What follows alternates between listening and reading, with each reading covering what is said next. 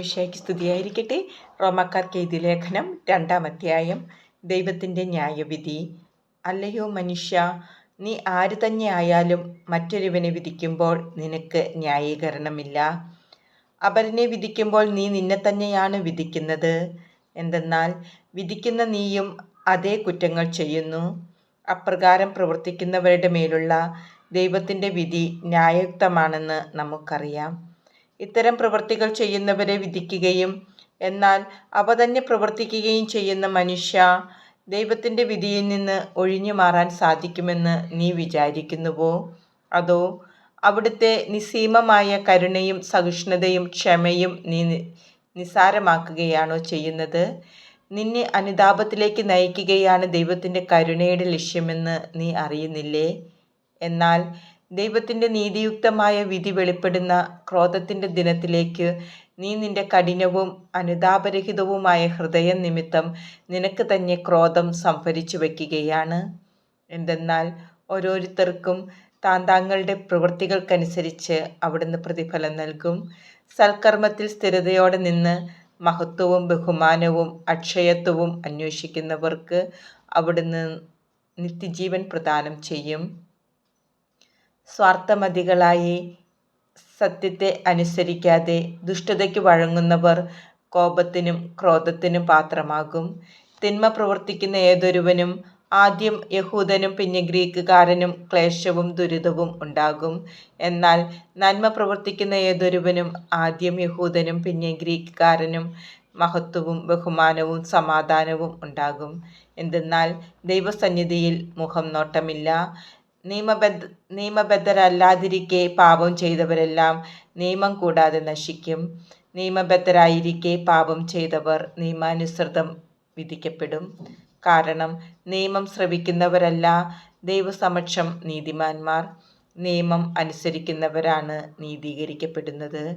നിയമം ലഭിച്ചിട്ടില്ലാത്ത വിജാതീയർ നിയമം ആവശ്യപ്പെടുന്ന കാര്യങ്ങൾ സ്വാഭാവികമായി തന്നെ നിറവേറ്റുമ്പോൾ നിയമമില്ലെന്നിരിക്കലും അവർ തങ്ങൾക്ക് തന്നെ ഒരു നിയമമാവുകയാണ് ചെയ്യുന്നത്. നിയമത്തിൻ്റെ അനുശാസനം തങ്ങളുടെ ഹൃദയങ്ങളിൽ എഴുതപ്പെട്ടിരിക്കുന്നുവെന്ന് അവർ സ്പഷ്ടമാക്കുന്നു. അവരുടെ മനസ്സാക്ഷി അതിന് സാക്ഷ്യം നൽകുന്നു. അവരുടെ വൈരുദ്ധ്യമാർന്ന വിചാരങ്ങൾ അവരെ കുറ്റപ്പെടുത്തുകയോ ന്യായീകരിക്കുകയോ ചെയ്യും. ഞാൻ പ്രസംഗിക്കുന്ന സുവിശേഷം അനുസരിച്ച് ദൈവം യേശുക്രിസ്തു വഴി മനുഷ്യരുടെ രഹസ്യങ്ങൾ വിധിക്കുന്ന ദിവസം ഇതും വെളിവാകും. യഹൂദരും നിയമവും. നീ യഹൂദനെന്ന് വിളിക്കപ്പെടുന്നു, നിയമത്തിൽ ആശ്രയിക്കുന്നു, ദൈവത്തിൽ അഭിമാനം കൊള്ളുന്നു. നീ നിയമം പഠിച്ചിട്ടുള്ളതിനാൽ ദൈവഹിതം അറിയുകയും ശ്രേഷ്ഠമായതിനെ അംഗീകരിക്കുകയും ചെയ്യുന്നു.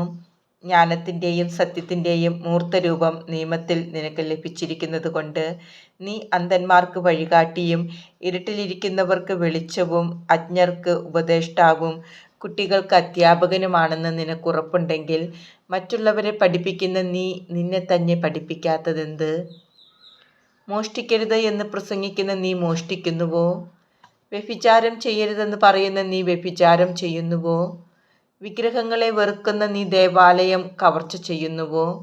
നിയമത്തിൽ അഭിമാനിക്കുന്ന നീ നിയമം ലംഘിച്ച് ദൈവത്തെ അപമാനിക്കുന്നുവോ? നിങ്ങൾ നിമിത്തം ദൈവത്തിൻ്റെ നാമം വിജാതിയരുടെ ഇടയിൽ ദുഷിക്കപ്പെടുന്നു എന്ന് എഴുതിയിരിക്കുന്നുവല്ലോ. നീ നിയമം അനുസരിക്കുന്നവനാണെങ്കിൽ പരിച്ഛേദനം അർത്ഥവത്താണ്. നിയമം ലംഘിക്കുന്നവനാണെങ്കിലോ നിന്റെ പരിച്ഛേദനമല്ലാതായി തീരുന്നു. അതുകൊണ്ട് നിയമം പാലിക്കുന്ന അപരിച്ഛേദനെ പരിച്ഛേദിതനായി കണക്കാക്കിക്കൂടെ? ശാരീരികമായി പരിച്ഛേദനം നടത്താതെ തന്നെ നിയമം അനുസരിക്കുന്നവർ നിയമവും പരിച്ഛേദനവും ഉണ്ടായിട്ടും നിയമം ലംഘിക്കുന്ന നിന്നെ കുറ്റം വിധിക്കും. എന്തെന്നാൽ ബാഹ്യമായി യഹൂദനായിരിക്കുന്നവനല്ല യഥാർത്ഥ യഹൂദൻ. യഥാർത്ഥ പരിച്ഛേദനം ബാഹ്യമോ ശാരീരികമോ അല്ല, ആന്തരികമായി യഹൂദനായിരിക്കുന്നവനാണ് യഥാർത്ഥ യഹൂദൻ. ഹൃദയത്തിൽ നടക്കുന്ന പരിച്ഛേദനമാണ് യഥാർത്ഥ പരിച്ഛേദനം. അത് ആത്മീയമാണ്, അക്ഷരാർത്ഥത്തിലുള്ളതല്ല. അവന് പ്രശംസ ലഭിക്കുന്നത് മനുഷ്യരിൽ നിന്നല്ല, ദൈവത്തിൽ നിന്നാണ്.